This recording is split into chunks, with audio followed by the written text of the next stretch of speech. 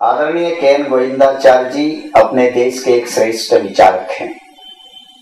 इधर गत एक साल से मैं जब सोचता हूं तो मुझे ऐसा लगता है कि आचार्य चाणक्य के बाद विश्व के मंच पर अर्थशास्त्र में, समाजशास्त्र में, सामान्य जन के हित में उनके समान श्रेष्ठ दिशा देने वाले आज अपने बीच में ऐसे कोई महान व्यक्ति दिखते नहीं हैं। ऐसे के विचार के आदरणीय श्री के.एन. गोविंदाचार्य जी द्वारा संचालित भारत विकास संगम का दूसरा विशेष सम्मेलन वाराणसी के डगमगपुर में चुनार के नजदीक एक कार्यक्रम संपन्न हुआ। इस कार्यक्रम के द्वारा आदरणीय गोविंद जी अपने अंतिम समारोह संदेश में परस्पर संवाद के द्वारा, सहमति के द्वारा और सहकार से इस कार्य को अधिक गति दिया जा सकता है। बौद्धिक स्तर पर और साथ ही साथ आंदोलनात्मक स्तर पर, साथ ही साथ रचनात्मक कार्यों में परस्पर हम एक दूसरे से जुड़कर इस काम में लगेंगे तो निश्चित अपने काम को गति ज्यादा मिलेगी। इस गति को बनाए रखने के लिए हम उनके विचारों को सुने और उसी को रूप देने का काम करें, यही मेरी विनती है।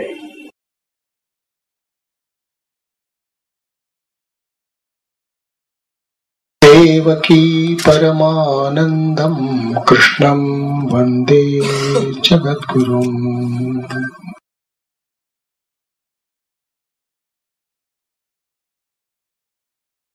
हर समय हम लोग व्यस्त भी रहे इस महीने में, और जितना बहुत कुछ कह दिया गया है हम सब के द्वारा, उसके बाद करना ज्यादा है, कहने सुनने की जरूरत ही कम है। 3 साल पहले मिले थे एक बार, शुरुआत ही थी और उसमें अनायास से सब लोग जुट गए थे।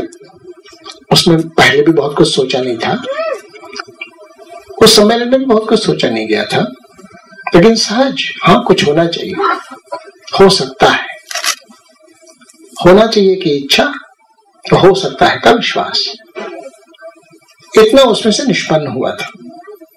फिर 3 साल तक सब लोग लगे ही रहे। इस 3 साल में हमको भी घूमने समझने का अवसर मिला, तो बहुत सी बातें तो उस दौरान हम सब लोगों ने कही सुनी। तो कहने सुनने के विषय थे जैसे सृष्टि, सूर्य के सापेक्ष पृथ्वी पर अलग अलग जगहों की स्थिति, उसके कारण जल, वायु, प्रकाश, ऊष्मा, नमी, उन सबकी अलग अलग स्थितियां, उसके कारण इंग्लैंड का अलग भूगोल, भारत का अलग भूगोल, इसके कारण भाषा, भूषा, भोजन, भवन, शज, भजन, सबकी अलग अलग स्थितियां, जैव विविधताएं अलग अलग। फिर उसी संदर्भ में हम लोगों ने यह भी सुना था कि दुर्लभम भारते जन्म मानुष्यम तत्र दुर्लभम। फिर उसी के तहत यह भी जाना था कि भारत पर प्रकृति की, परमात्मा की कृपा है, यहाँ एक विशेष दैवी त्रिकोण अखंड चलता है। उसी में यह भी समझा था कि सूर्य भगवान के आशीर्वाद से यहाँ घर की माता, गौ माता और धरती माता, इनका परस्पर पोषण चलता रहता है, जो भारत के अलावा दुनिया के कई अन्य भूभागों में ऐसा नहीं है। तो घर की माता गौ माता की सेवा करे और धरती माता की सेवा करे, तो गौ माता भी घर की माता को दूध दे और धरती माता को उसकी खुराक दे। धरती माता की खुराक वही है जो धरती से उगे फिर सीधे होकर जमीन में वापस जाए, वही खुराक है। और जमीन पर जब वापस जाती है, गोबर हो, गोमूत्र हो, कोई भी मल हो, उन सबको सूर्य के कारण रूपांतरित होकर खाद का स्वरूप मिल जाता है, वही खुराक होती है। इसलिए घर की माँ को अनाज और गौ माता को चारा देती है। ये एक ध्रुव शेष दोनों ध्रुवों का संपोषण करने के कारण ये त्रिकोण चलता ही रहता है, अखंड अबाधित। जो इंग्लैंड में नहीं होगा, ये भी सब लोगों ने सुना हुआ है। इसके कारण यहाँ के रहवासियों का भू मनोविज्ञान अलग होता है, भू राजनीति अलग प्रकार की हो जाती है, भू अर्थनीति अलग हो जाती है, भू समाज नीति अलग हो जाती है। समाज की संरचना, समाज की संस्कृति, समाज का मनोविज्ञान, ये सब अनोखापन धारण कर लेता है। इसके कारण यहाँ जमीन, जल, जंगल, जानवर, जन, जीविका और जीवन, ये सब मिली जुली संश्लिष्ट बातें हैं, सिंथेसाइज्ड है। सबके एक जीवंत संबंध है। व्यक्ति, परिवार, पड़ोस, गांव, समाज, दुनिया, सृष्टि, परमेष्टि,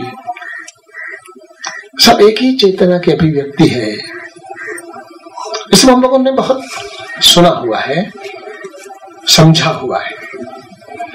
इसी में फिर हम लोगों ने समझ लिया था गांव, गाय, खेती, किसान, ये सब मिली जुली चीजें हैं।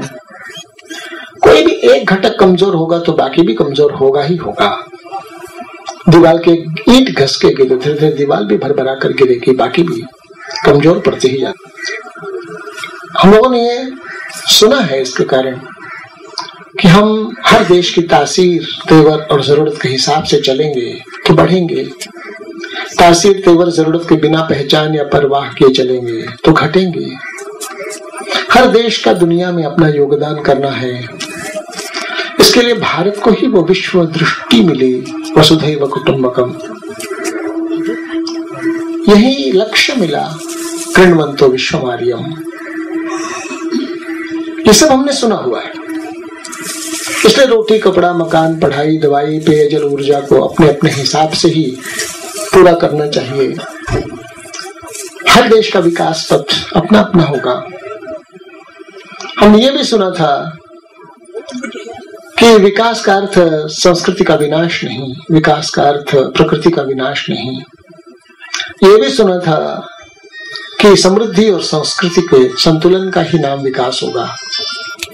समृद्धि भरपूर रही, संस्कृति न रही तो वही तो रावण की लंका हो जाती है। संस्कृति रही, समृद्धि न रही, वो तो सुदामा हो जाएगा। हम समृद्धि और संस्कृति दोनों के संतुलित स्वरूप के ही उपासक हैं। राष्ट्र का मतलब केवल जमीन नहीं होता, भूमि नहीं। राष्ट्र का मतलब केवल जन नहीं, भूमि और जन, सरहद और समाज के साथ जुड़ने वाला जो एक इकाई बन जाती है, वो उस देश की पहचान, जिससे वो सिक्का बनता है, वो यानी उसकी संस्कृति। तो समाज, सरहद और संस्कृति मिलकर ही हर देश की अपनी पहचान हो जाती है, उसका अस्तित्व हो जाता है। ये सभी हमने इन बीच के वर्षों में सुना है। हमने ये भी सुना है कि सुख और पैसा एक हद तक ही साथ चलता है। एक हद से ज्यादा पैसा हो तो बोझ होता है, सुख घटने लगता है। पैसे की संभाल ज्यादा समय और शक्ति खा जाती है। हमने ये भी सुना था कि संपत्ति, धन, दौलत, वो सब तो नाव जब चलती रहती है तो नाव में भरता पानी के समान है। नाव में पानी नाव से बाहर रहे तभी अच्छा है। नाव के अंदर पानी भरते जाना वो अच्छे भविष्य का लक्षण नहीं होता। उसी परिवार में जब धन आता चले, समृद्धि आती चले, तो दोनों हाथ से उलीचने की भी क्षमता अगर वैसी ही ना रही तो नाव में पानी भरते भरते नाव के ही जाता है। इसलिए उलीचने की भी आदत, उसका भी स्वभाव, उसका भी संस्कार उतना ही जरूरी है। ये भी हमने सुना था। ये भी हमने